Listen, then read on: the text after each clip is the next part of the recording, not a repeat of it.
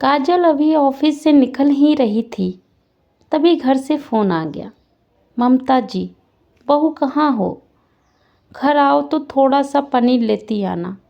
काजल, लेकिन मम्मी जी, मेरे रास्ते में कोई ग्रोसरी स्टोर नहीं है, मैं कैसे लाऊंगी? आप अनिकेत से मंगा लीजिए। ममता जी, बस मेरा बेटा ही सारा काम करता रहे, वो घर से काम करता है, इसलिए उसकी कोई वैल्यू नहीं है। जरा सा काम बता दिया तो नखरे हो गए। काजल, मम्मी जी, मैं ले आऊँगी पनीर। और भी कुछ लाना है क्या? ममता जी, नहीं, बाकी मैं देख लूँगी। फ़ोन रखकर ममता जी सीधे अनिकेत के बेडरूम में पहुंच जाती हैं। ममता जी, मैंने पहले ही कहा था कि नौकरी वाली लड़की नहीं चाहिए, लेकिन तूने एक नहीं मानी। अब जरा सा काम बोलो तो छूटते ही कह देती है अनिकेत से मंगा लो। हम कभी अपनी सास के सामने जबान नहीं खोलते थे। अनिकेत, मम्मी क्या लाना है, मैं ला देता हूँ। ममता जी, नहीं, तू कुछ नहीं करेगा, वो ही लाएगी। अगर नहीं संभाल सकती तो छोड़ दे नौकरी। इतना सुनाकर ममता जी तेजी से मुड़कर किचन की ओर चल देती हैं। काजल पनीर लेकर घर पहुंचती है तो देखती है ममता जी अपने बेडरूम में हैं। वह जल्दी से बेडरूम में जाकर उन्हें पनीर देती है। ममता जी, मैं कब से तैयारी करके बैठी हूँ, तेरे ससुर जी जल्दी खाना खा लेते हैं। अब पनीर आया है, कब सब्जी बनेगी? हमें तो भूखा ही मार दो। काजल की आंखों में आंसू भर आते हैं। काजल, माँ जी आप बैठिए, मैं अभी 5 मिनट में खाना बना देती हूँ। काजल जल्दी से किचन में पहुँच जाती है। हाथ धोकर खाना तैयार करने लगती है। सबको खाना खिलाकर देर तक सारा काम निपटाने के बाद वह अपने बेडरूम में पहुंचती हैं। थक कर चूर होने के कारण कपड़े बदलकर सोने की तैयारी करने लगती है। अनिकेत, काजल, मैं जानता हूँ सब कुछ मैनेज करना बहुत मुश्किल हो जा रहा है तुम्हारे लिए। तुम चाहो तो नौकरी छोड़ सकती हो। काजल, अनिकेत, ये मेरे करियर का सवाल है, घर बैठकर करूँगी क्या? मैंने शादी से पहले ही आपको बता दिया था कि मैं नौकरी करूँगी। अनिकेत, मैं मना नहीं कर रहा हूँ, लेकिन इतना वर्कलोड, फिर घर का काम, तुम्हारी सेहत भी तो ठीक रहनी चाहिए। काजल, मम्मी जी को भी तो यह सब समझना चाहिए। एक मेड तक नहीं रखने देती, सारा काम बहू से ही करवाना है। जब हम कमा रहे हैं तो एक मेड तो अफोर्ड कर सकते हैं। अनिकेत, चलो मैं एक बार फिर बात करता हूँ मम्मी से। काजल, कोई फ़ायदा नहीं है, वो सोचेंगी कि एक काम की बहू से कह दी तो उसने बेटे को भड़का दिया। मुझे सोने दो, सुबह ऑफिस जाना है। काजल और अनिकेत की शादी को 4 साल हो चुके थे।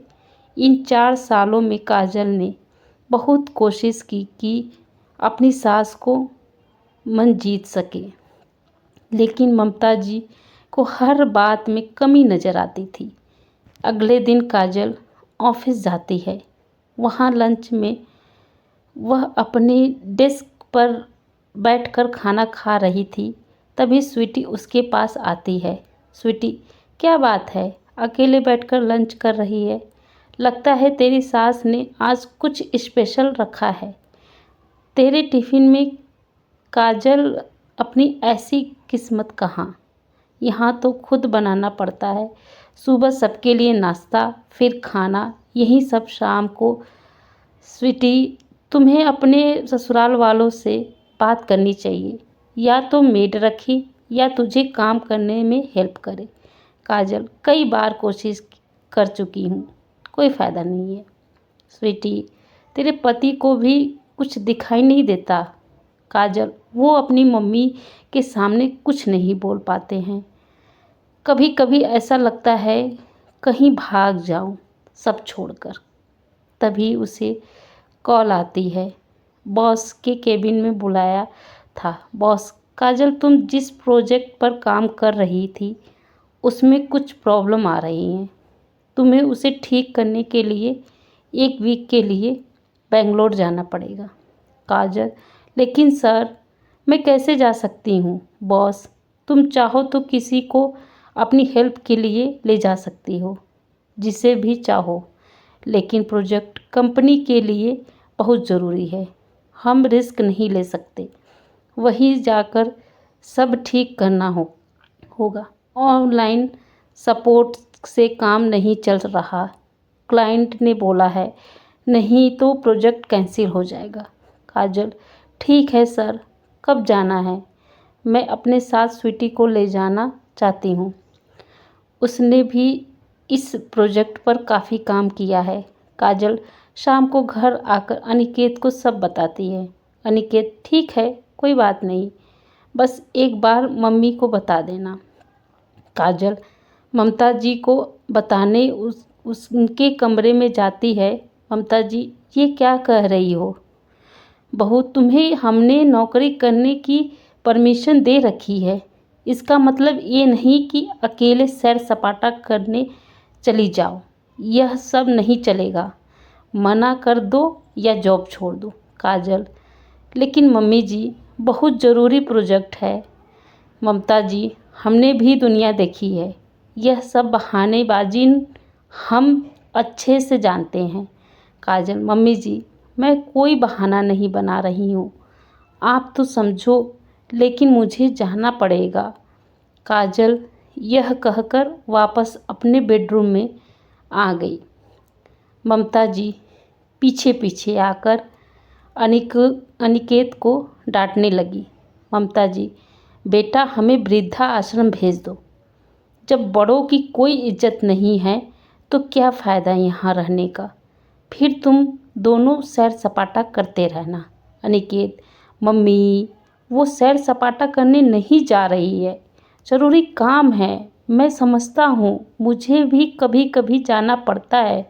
मम्मी जी, तेरी बात अलग है, बहू ऐसे नहीं जा सकती। तू सोच ले, अगर तुम्हें अपनी मनमानी चलानी है तो हमें वृद्धा आश्रम छोड़ा। काजल की आंखों से आंसू बह रहे थे। तभी दरवाजे पर डोर बेल बजी। अनिकेत ने जाकर दरवाज़ा खोला। अपनी बहन सुधा को देखकर अनिकेत चौंक गया। अनिकेत, क्या हुआ सुधा? तू रो क्यों रही है? और इस वक्त सब ठीक तो है? सुधा अनिकेत के गले लगकर रोने लगी। ममता जी, बेटी क्या हुआ? तू इस वक्त कैसे आ गई, वो भी अकेली? सुधा माँ से लिपट कर रो रही थी। बहुत देर तक बेटी को चुप कराने के बाद सुधा, मम्मी वो पूरी फैमिली के साथ कनाडा शिफ्ट हो रहे हैं। मुझे यहाँ छोड़ गए क्योंकि मैं उनकी फैमिली में फिट नहीं हो पाती हूँ।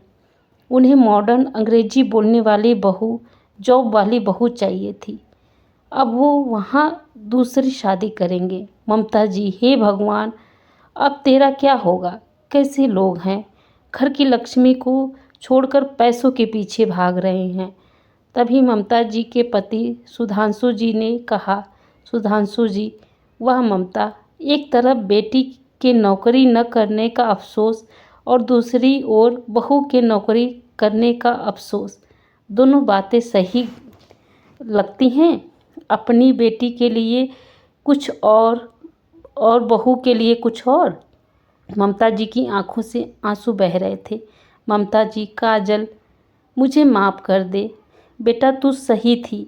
अपनी बेटी पर बीती तो मुझे पता लगा। काजल, आप चिंता न करें मम्मी जी, मैं बेंगलोर से आकर दीदी की जॉब के लिए कोशिश करूंगी। साथ ही हम केस भी दर्ज कराएंगे।